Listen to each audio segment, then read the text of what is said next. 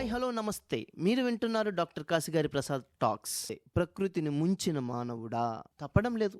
ఇలాంటి వాటి గురించి మనం మాట్లాడుకోవాల్సిన అవసరం వస్తుంది. అసలు ప్రకృతి ఎంత అందంగా ఉంటుంది కదా. మరి ప్రకృతి మనిషికి కావలసిన ప్రతిదీ కూడా అందిస్తూ ఉంది. మరి ఆ ప్రకృతిని చాలా జాగ్రత్తగా మనకెంత అవసరమో అంతలా వాడుకొని రాబోయే తరానికి మనం జాగ్రత్తగా అందించాల్సిన అవసరం ఎంతైనా ఉంది. కానీ ప్రకృతిని మనం విచ్చలవిడిగా అడ్డదిడ్డంగా మన అవసరానికి మించి వాడుకోవడం, అవసరానికి మించి నాశనం చేయడం లాంటిది చేస్తూ ఉన్నాం. అందువల్ల అప్పుడప్పుడు కూడా ప్రకృతి తన ఉనికిని చాటుకోవడం కోసం కాస్త కోపాన్ని ప్రదర్శిస్తూ ఉంటుంది.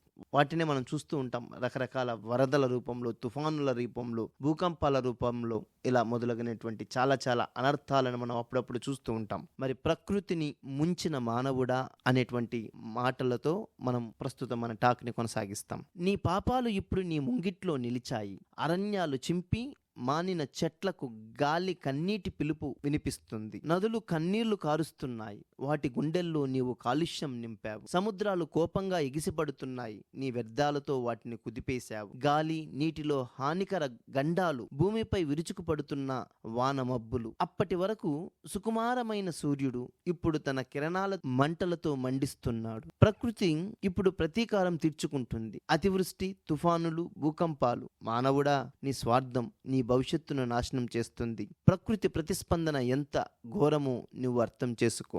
ప్రకృతి శక్తి అపారమైంది, దానితో ఆట పట్టించు, అది నిన్ను శిక్షిస్తుంది. ప్రకృతిని ప్రేమించు, సంరక్షించు, లేకపోతే నీవు నీ స్వహస్తాలతో నీ నాశనం రాయగలవు.